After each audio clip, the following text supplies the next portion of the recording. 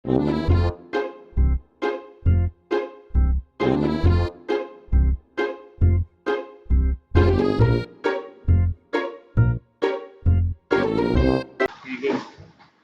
guys, magkukunin tayo ngayon about sa multidimensional array.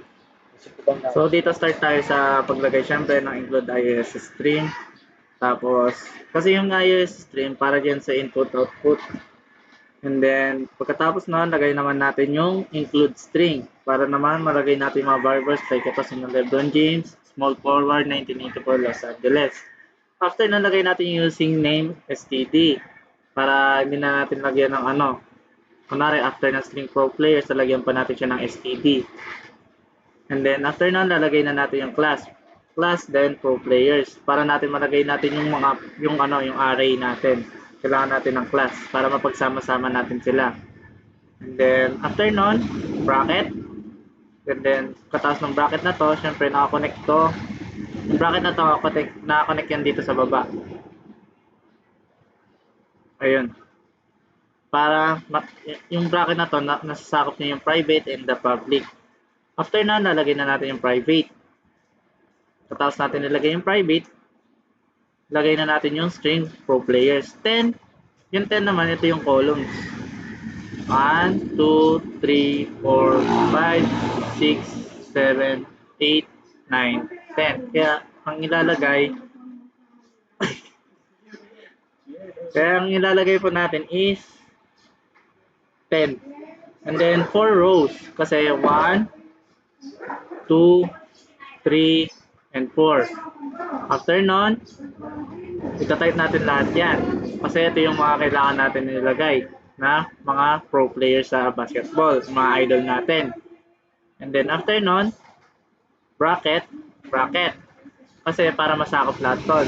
Pagkatapos natin i-type tong mga to, itong bracket, may comma sa dulo para sumunod-sunod siya sa magkasunod-sunod sila sa index. Then after nun, we have the public. Dito na sa public, dito na natin siya i-see out. Dito na natin siya ilalabas or i-output. After ng pag-type ng public, void. Kataas kasi ng void, yung void kasi para para lumitaw siya.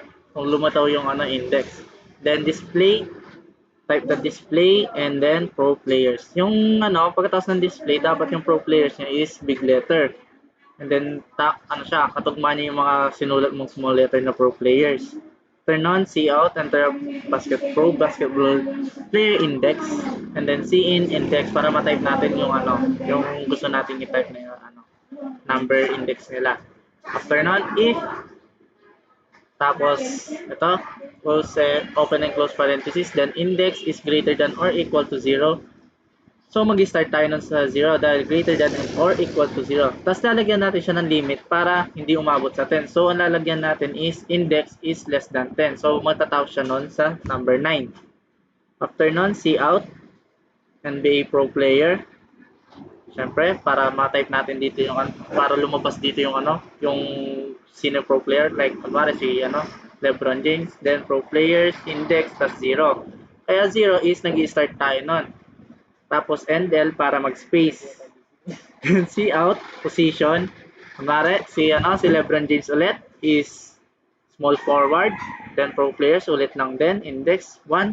Pag index 1 kasi nun, ang lalabas nun is small forward. Nakikita natin yan mamaya sa output. And then ulit lang din, birth date. Tapos papalitan lang ng index number 2.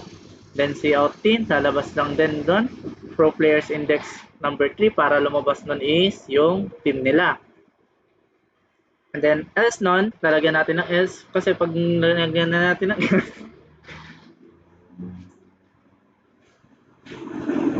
pag linagyan na natin ng else,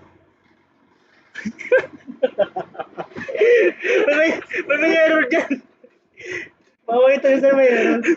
Di error yun.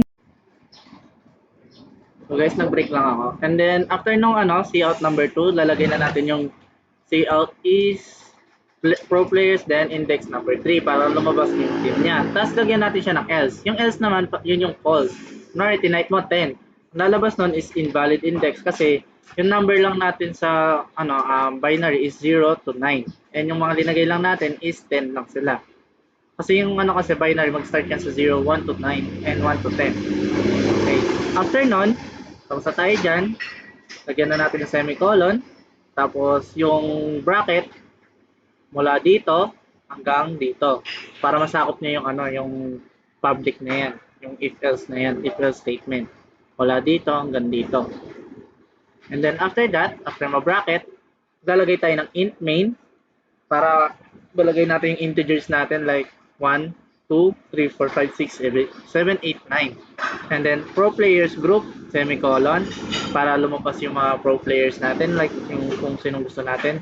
Then group dot display pro player. Dinagay natin 0 kasi kunwari gusto niyo si LeBron James. So, ayan, palagay 0.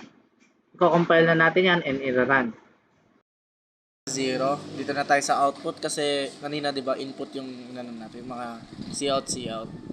So yan LeBron James. Sa 0 to 9, ang lalabas lang is yung mga basketball player natin. Like ito si Stephen Curry is the 1, Kevin Durant 2, Giannis naman is 3, 4 si Nikola, Luka, 5, 6 si Jason, 7 si Joel, si Ja Morant naman is 9, and then 9 si Jimmy Butler.